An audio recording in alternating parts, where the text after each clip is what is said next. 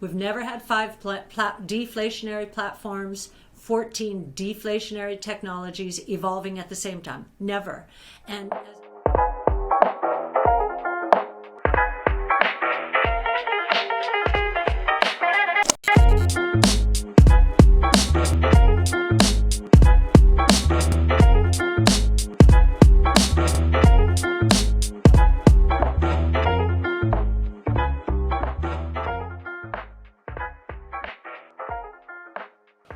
On Season 3 of The Switch, we're really excited to co-host with Cathie Wood, founder, CEO, and Chief Investment Officer of ARK Invest. We're going to dive into disruptive innovation from a whole variety of perspectives. So let's continue the conversation with deflation. Cathie, you know we work with a lot of financial advisors around the country. We survey them all the time. Today, the number one concern they have as far as the markets is inflation. Where do you stand on the inflation narrative? Well, we're at the polar opposite end of this argument. We really think that the greater risk structurally and longer term is deflation. And the reason we see it for 3 reasons, actually. One, it has to do with innovation. Technologically enabled innovation is inherently deflationary. And I'll give you a few examples of this.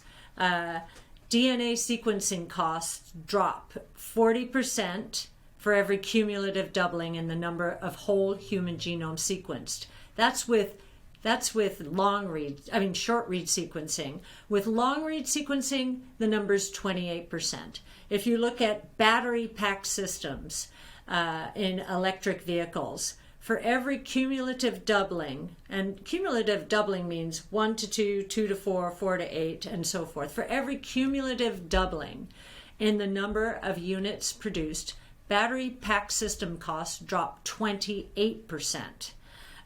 When you're talking about industrial robots, collaborative robots, the number is 22%. When you're talking about artificial intelligence training costs, they're dropping, this is every year, by 68%. Think about it.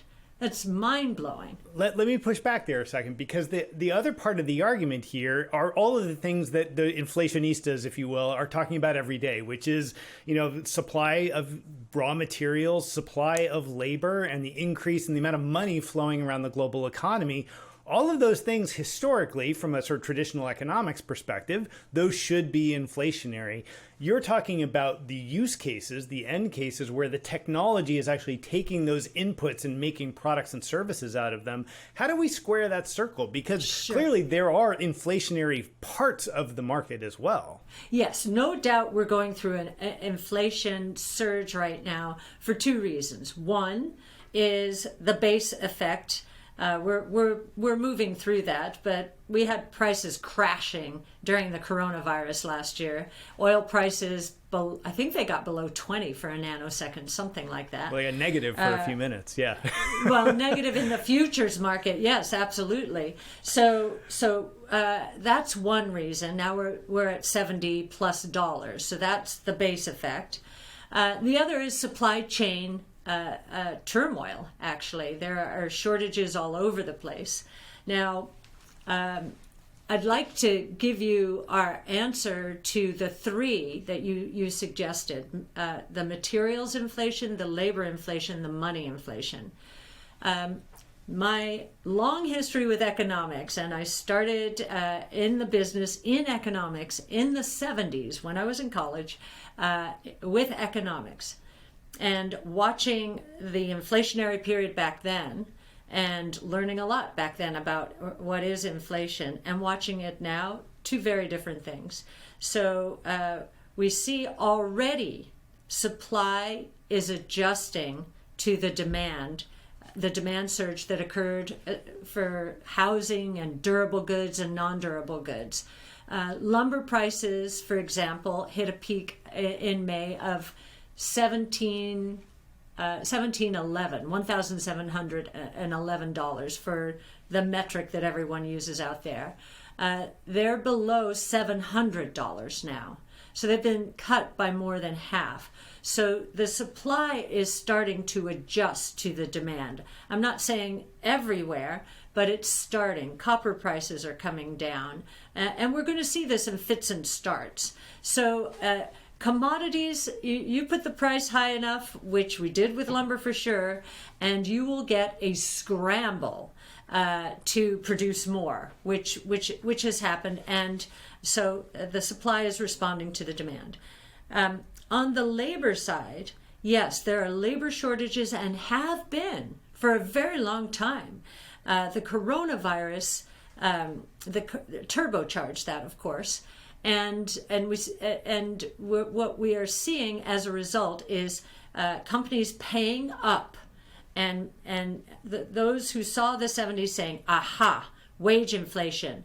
This is where we get cost push inflation." If we are right on robotics, it's not going to happen. And in fact, this increase, sharp increase, $15 minimum wage, many companies forced into it. This sharp increase is forcing them, again, they're afraid for their business, forcing them to consider robotics. And robotics costs are, I think the average in collaborative robot cost is below $15,000 right now. And so we're seeing robots moving even into McDonald's and casual food places. This is bound to happen. So we think robotics will offset that. And, oh, by the way, there are 9 million positions that there are job openings that are unfilled. Many of those will be filled once we stop, and this is not a political statement, this is just an incentive statement. If you're paying people more than they would make working with these incentive payments, the stimulus payments, they're not going to work. So that's going to change at the end of September, we believe. So that's another thing. And then money growth. Well, the key variable there is velocity. Now, velocity has been falling before the 08-09 crisis. It started falling, and it accelerated to the downside after the 08-09 crisis. What does this mean? The velocity of money is turning over at a slower and slower rate. People are holding on. And the reason I think this is going to continue, as opposed to the 70s when it turned around, and I'll explain that in a minute. Velocity, if you know that prices are going down for goods and services, if you believe, and in particular for goods, then unless you're an early adopter, you're probably going to wait for that electric car, right? Electric car prices are falling every year. You're probably going to wait. And that will pull down the velocity of money. In the 70s, what happened was wage inflation. We had gone off the gold exchange standard in 1971, and the inflationary forces were brewing, and the monetary authorities were acting as though we were still on the gold exchange standard, and they really weren't doing anything about it. And so this became embedded in the system. Prices kept going up. And what happened, if you think prices are going up in the future, and if you think interest rates are going up, you're going to buy now. So that's what happened back then. Okay, so there are 3 sources of deflation now. Innovation is the first one, right? And that will help with this velocity decline. The second one is creative destruction. There are many companies in the market today that catered to short-term oriented shareholders who, after the tech and telecom bust and the 08-09 meltdown, they became so short-sighted. They wanted their profits now and they wanted their dividends now. So what did companies start doing? They started leveraging up to deliver earnings growth by buying back shares and to pay dividends, right?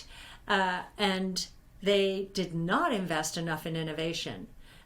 They are going to be displaced. Their products are going to be going obsolete. So in order to service their debt, they will have to cut prices.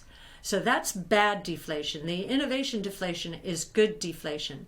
Bad deflation is what the Jeff Gundlachs and the Howard Marks and a few other more bearish strategists and portfolio managers out there are thinking.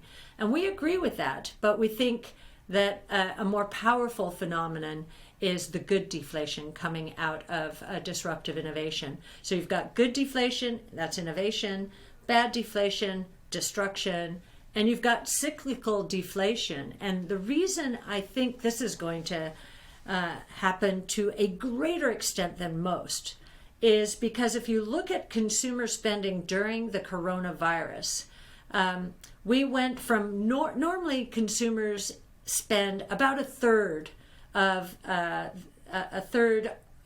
total consumer purchases on goods, non-durables and durables. That number went well north of 40% during the coronavirus.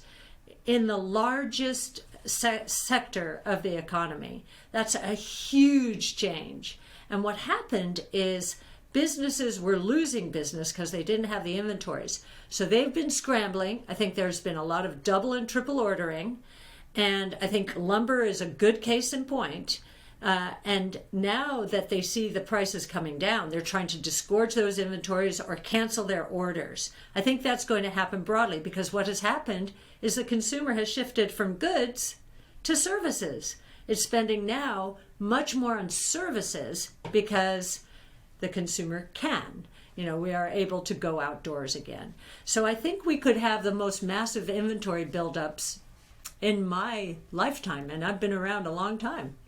That's great stuff, Cathie. Switching gears really quickly, you're a big fan of blockchain technologies. Where does that fit within that deflationary puzzle? Yes, so that's more of a Moore's Law phenomenon. So in terms of the costs associated, well, it's not just the costs associated with the technology itself, but when you're talking about blockchain technology and DeFi, decentralized finance, what you're really talking about is taking the costs of all the middlemen out of the ecosystem.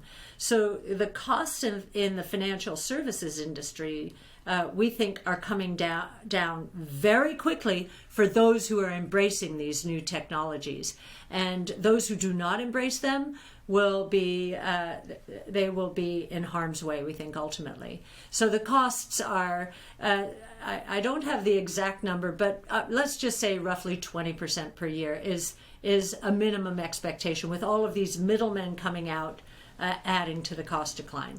I mean, it sounds like the overall thesis here applies almost regardless of the innovation platform we're talking about, right? All of these things remove friction from the system, and all of those things ultimately result in lower prices, and that's deflation. Absolutely. That's deflation. We've never had 5 deflationary platforms, 14 deflationary technologies evolving at the same time. Never. And as I mentioned before, the convergence between and among them, so you have one S-curve feeding another, will cause some explosive demand as prices come down even faster. And I'll give you an example of this. Autonomous taxi networks will be the convergence of 3 of our major platforms: robotics, autonomous vehicles or robots, energy storage. There'll be electric. Electric's going to be much cheaper than the internal combustion engine, and artificial intelligence. These cars will be powered by trained and powered by artificial intelligence. Think about the convergence of those 3. We think it's going to create, our newest estimates on this are a $12 trillion opportunity within the next 10 to 15 years, from nothing today. Well, 3 years ago, you said, Cathie, that we were going to get rid of all of our cars and just rent them, basically. I'll tell you, we got 5 cars with all the kids at home and things like that. I'm looking forward to getting more space in the garage, to tell you the truth. Well, what's happened, we've had a jog in the opposite direction because of the coronavirus and no one wanting to take mass transit. So I think the auto sector, watch out, those of you who own auto paper in the fixed income markets. The auto sector, which has been it was one of the best behaving in 0809 and still today, we think it's going to end up being one of the worst, probably even worse. I hesitate to say this, but as bad as the mortgage crisis ultimately. Okay, on that happy note, Cathie, thank you for being with us. It's been a blast to be with you on The Switch. Oh, thank you, Tom and Dave. Always great to be with you. Thank you. Cheers.